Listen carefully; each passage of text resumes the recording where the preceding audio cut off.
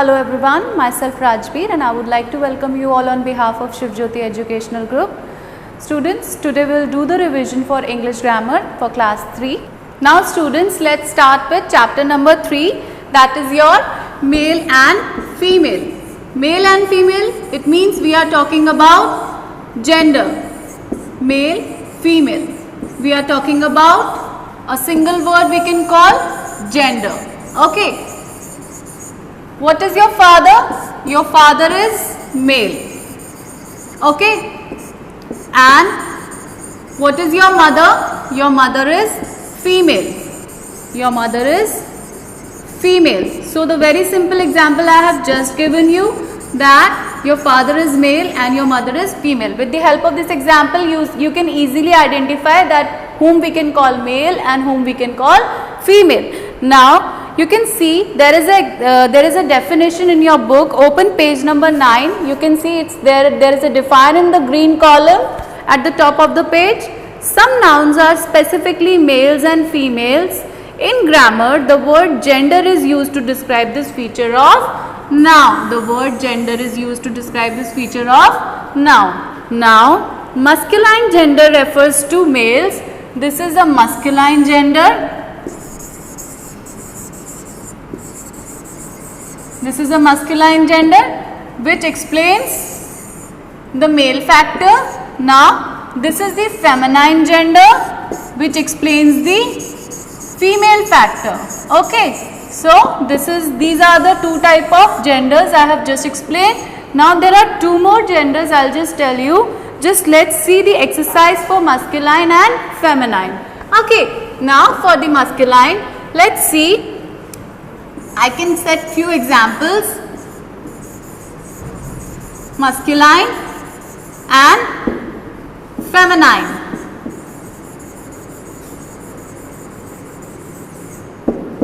Okay. Now masculine will be a boy. Feminine will be a.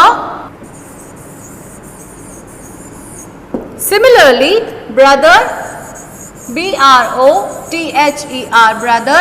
Brother is your masculine gender, and the opposite gender, that is sister, it is your feminine gender. So like this you can see, it's there in your book, exercise A. You can see brother, the opposite gender is brother, sister, father, mother, man, woman, uncle, aunt. So uncle, aunt. So with the help of this, you can easily understand the difference. You can easily understand the difference between masculine and feminine. Okay. Now let's see exercise B. In exercise B, what you have to do, you just have to replace the feminine to masculine. Okay. The very first example is my mother is my cousin's aunt. So there are two feminine genders, two feminine words, that is mother, another one is aunt, A-U-N-T. What you have to do, you have to replace them with the masculine gender. So the masculine gender for mother will be father and for aunt will be uncle. So after replacing them, what will be the sentence? My father is my cousin's uncle. Similarly, you can see in the second sentence, the tigress looked fierce. Now, the word tigress is a feminine gender. The word tigress is a feminine gender. Now, you have to convert it into masculine gender. So, the word will be tiger. Okay. Now, after replacing it, the sentence will be the tiger looked fierce. Okay. Now, let's see what are the rest of the genders. Now there are two more genders. I will tell you what are they.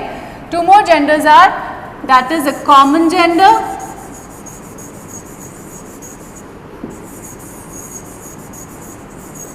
and neuter gender. I will tell you what they are. Common gender are basically those words in which male and female come together. I will tell you how. Male plus female, they both come together. Suppose my word is Parents. My word is parents. In this word you can see father is there and mother is there. When you shout in class, teacher used to say, no, I'll call your parents. I'll call your parents matlab she can call your father and mother together, right? So the word parents is a common gender. My word is friends. Friend. A friend can be a boy, a friend can be a girl, right? So you can see this is masculine, this is feminine. So if both of them are coming together and they are coming under one word, that is friend, it is your common gender. So I hope you have understood this topic. Now let's see what is neuter gender. Now the neuter gender is the word used for non-living things. Non-living things. Suppose this bottle. This is a bottle, this is a non-living thing. If I throw it, it will not cry. Okay. Now if it will not cry, it is a non-living thing. So my very first example is bottle. This marker, this is also non-living thing and they do not carry any gender. So they are also neuter gender. This book is also neuter gender, right? So all the things which are non-living, they can come under, they will be considered as neuter gender. They will be considered under the category of neuter gender. So I hope you have understood the difference between common gender and neuter gender. So basically there are 4 type of genders. Masculine gender, that is used for denoting man, that is like your father, brother, uncle, right? Second is your feminine gender, that is used to denote like females, that is your mother, sister, okay. Third is common gender, which is used for both, that is like your parents. Now the next fourth one is the neuter gender, that will be carrying all the non-living things, they don't have any gender like bottle, book. A noun that refer to both male and female is said to be a common gender. For both male and female is said to be a common gender. For the neuter gender, a noun that refers to a non-living thing is said to be a neuter gender. For non-living things, it is said to be a neuter gender. Okay. So I hope you have understood this chapter. Now let's start with the another chapter, that is your chapter number 5, verbs. Let's start it. Open page number 16. Now what are verbs? Before starting, let's just read the define of the verbs. Verbs are the words that show action. It is very simple. When we do something, shows action. Shows action. Suppose I am teaching you right now. So I am teaching you. So this teaching is action. It is showing some action. I am writing. I am speaking. So these all are like showing some action. Showing some action. So these all are my verbs. These all are my verbs. So whenever we do something, it is considered as the verb. I am speaking right now in front of you, like I am doing something. So that is, speaking is the part of my verb. Okay. So let's see exercise A. It's there in your book, page number 16. Underline the nouns and circle the verbs in the following sentences. Now in the sentence there are two things. There is a noun also, there is a verb also. What you have to do, you have to circle the verb and underline the noun. How you have to do? I'll show you.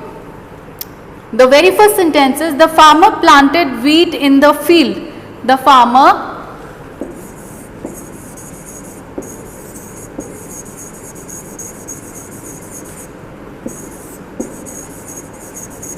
planted wheat in the field. In the field. Now you can see in this sentence there are 3 nouns.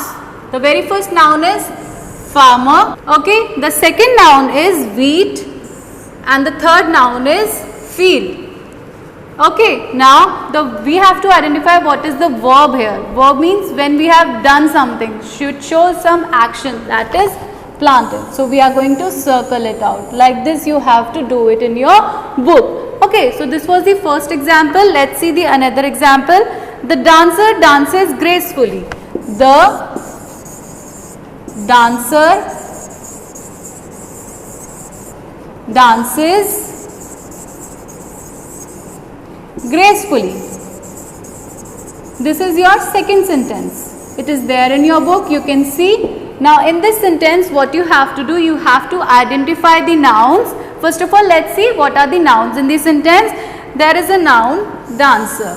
Okay, now what dancer is doing? He or she is dancing. So the dances is the verb. So I hope you have understood the thing, that the dancer is the noun, the one who is doing the activity, the one who is doing the act, and whatever he is doing, it is the verb. It is the verb. He or she is dancing. Dances means it is your verb and this is your noun. So I hope you have understood it. Now let's see exercise B. There is a vice versa connection between noun and verb. I'll tell you how. Suppose my noun is, for example, you can see, my sister swims in the pool. My sister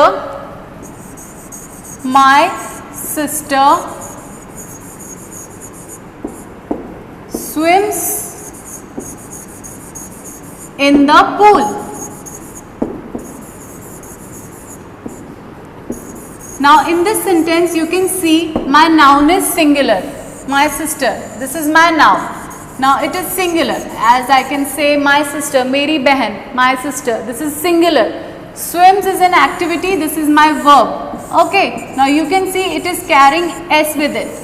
So when noun is singular, your verb will carry S. When your noun is plural, your verb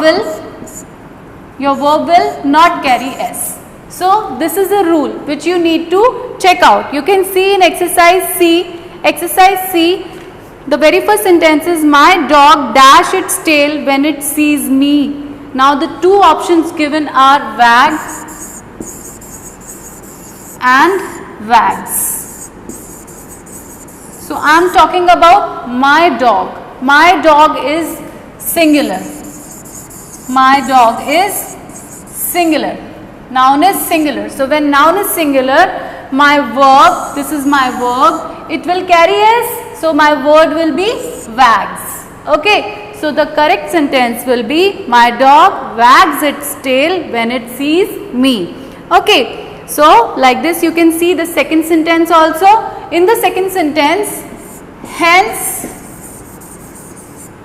you know the meaning of hence? Hence dash eggs. Now the given options are lays or lay.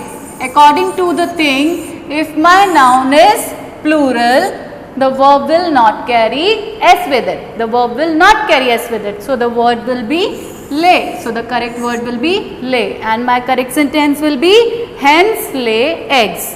Okay. Now this was it. Now let's see exercise number D. In exercise number D, a help box is given. With the help of that help box, you have to fill the blanks. Now, the first sentence is, Deepak is a friendly boy. He dash at everyone. Deepak is a friendly boy. This is the name of a boy, but it is singular. But when it is singular, my verb will carry S. So, my word will be smiles. My verb will be smiles. This will be the verb. So the sentence will be, Deepak is a friendly boy. He smiles at everyone. So I hope you have understood this thing. Now let's see exercise number E. In exercise number E, you have to choose the correct verb for the brackets, from the brackets, and rewrite the sentences. You have to choose just the correct verb from the given brackets. The very first is, ships dash across the sea but trains dash on rails. For the ship can fly or ship can sail. S-A-I-L, sail. Because ships is there, so the verb will be singular, that is sail. But the trains run on the rails. Gallop नहीं आएगा, the word will be run. Okay. So the correct option will be run, and the correct sentence will be ships sail across the sea but trains run on rails. Similarly, you have to see rest of the sentences. I hope you have understood all chapters clearly. Now go through them properly. Thank you and have a nice day.